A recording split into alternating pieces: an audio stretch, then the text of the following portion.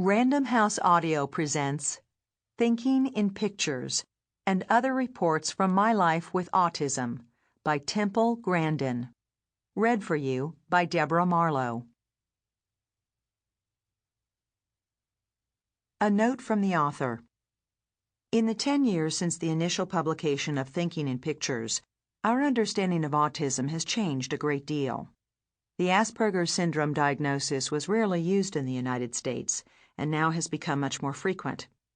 Our understanding of medications was not as advanced. There were fewer scientific references available. We have also learned a great deal about different kinds of autistic thinkers. Not all autistic individuals are visual thinkers. In an effort to keep Thinking in Pictures as up-to-date and useful as possible, I have taken into consideration the new studies, diagnoses, and treatments for autism and written updates following each chapter. The original text has not been changed. The updated sections are clearly marked. I have also added 90 new references and many new resources and useful websites. Temple Grandin, August 4th, 2005. Chapter 1. Thinking in Pictures, Autism and Visual Thought. I think in pictures. Words are like a second language to me. I translate both spoken and written words into full-color movies, complete with sound, which run like a VCR tape in my head. When somebody speaks to me, his words are instantly translated into pictures. Language-based thinkers often find this phenomenon difficult to understand, but in my job as an equipment designer for the livestock industry, visual thinking is a tremendous advantage. Visual thinking has enabled me to build entire systems in my imagination. During my career, I have designed all kinds of equipment, ranging from corrals for handling cattle on ranches to systems for handling cattle and hogs during veterinary procedures and slaughter. I have worked for many major livestock companies. In fact, 1/3 of the cattle and hogs in the United States are handled in equipment I have designed. Some of the people I've worked for don't even know that their systems were designed by someone with autism. I value my ability to think visually, and I would never want to lose it. One of the most profound mysteries of autism has been the remarkable ability of most autistic people to excel at visual spatial skills while performing so poorly at verbal skills. When I was a child and a teenager, I thought everybody thought in pictures. I had no idea that my thought processes were different. In fact, I did not realize the full extent of the differences until very recently. At meetings and at work, I started asking other people detailed questions about how they accessed information from their memories. From their answers, I learned that my visualization skills far exceeded those of most other people.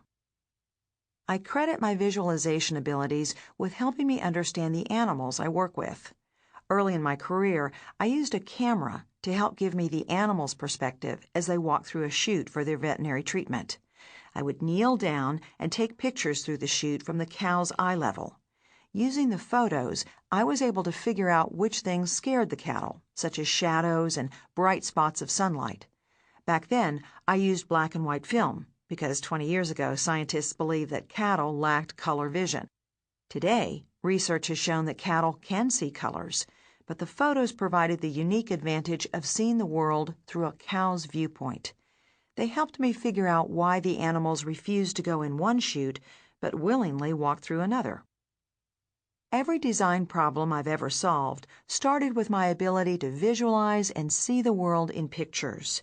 I started designing things as a child, when I was always experimenting with new kinds of kites and model airplanes. In elementary school, I made a helicopter out of a broken balsa wood airplane. When I wound up the propeller, the helicopter flew straight up about 100 feet. I also made bird-shaped paper kites, which I flew behind my bike. The kites were cut out from a single sheet of heavy drawing paper and flown with thread. I experimented with different ways of bending the wings to increase flying performance. Bending the tips of the wings up made the kite fly higher. 30 years later, this same design started appearing on commercial aircraft. Now, in my work, before I attempt any construction, I test run the equipment in my imagination.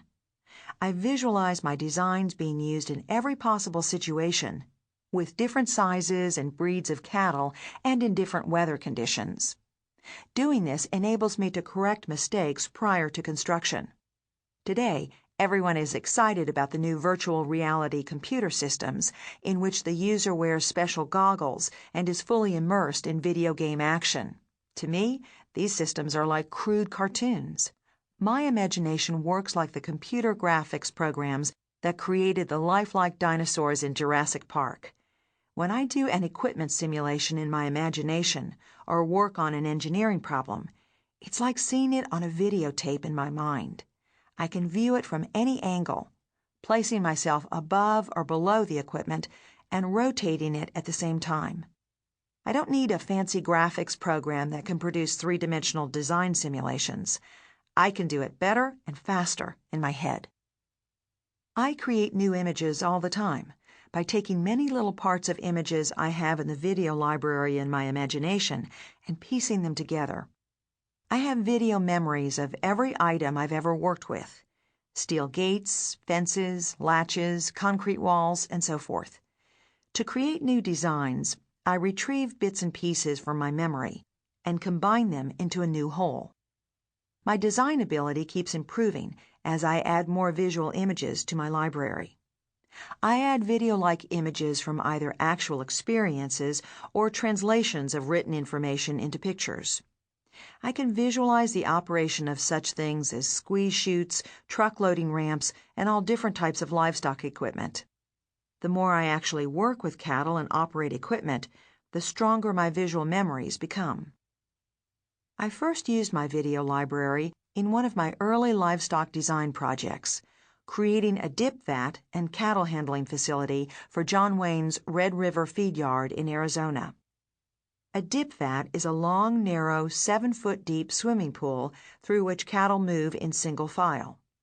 It's filled with pesticide to rid the animals of ticks, lice, and other external parasites.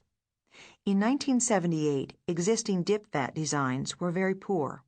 The animals often panicked because they were forced to slide into the vat down a steep, slick concrete decline. They would refuse to jump into the vat, and sometimes they would flip over backward and drown. The engineers who designed the slide never thought about why the cattle became so frightened. The first thing I did when I arrived at the feedlot was to put myself inside the cattle's heads and look out through their eyes. Because their eyes are on the sides of their heads, cattle have wide-angle vision, so it was like walking through the facility with a wide-angle video camera. I had spent the past 6 years studying how cattle see their world and watching thousands move through different facilities all over Arizona, and it was immediately obvious to me why they were scared. Those cattle must have felt as if they were being forced to jump down an airplane escape slide into the ocean.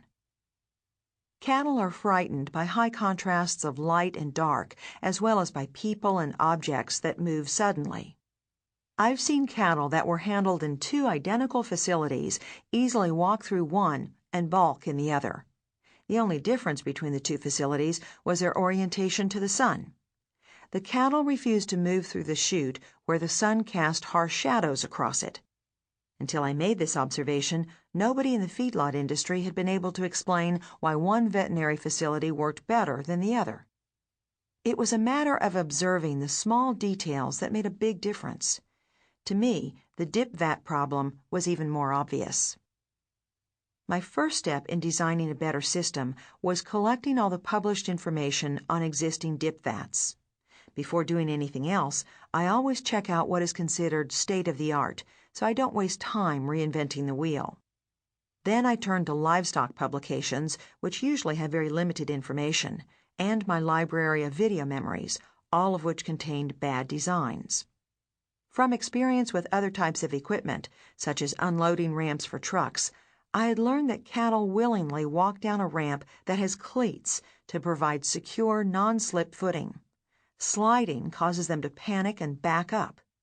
The challenge was to design an entrance that would encourage the cattle to walk in voluntarily and plunge into the water, which was deep enough to submerge them completely, so that all the bugs, including those that collect in their ears, would be eliminated.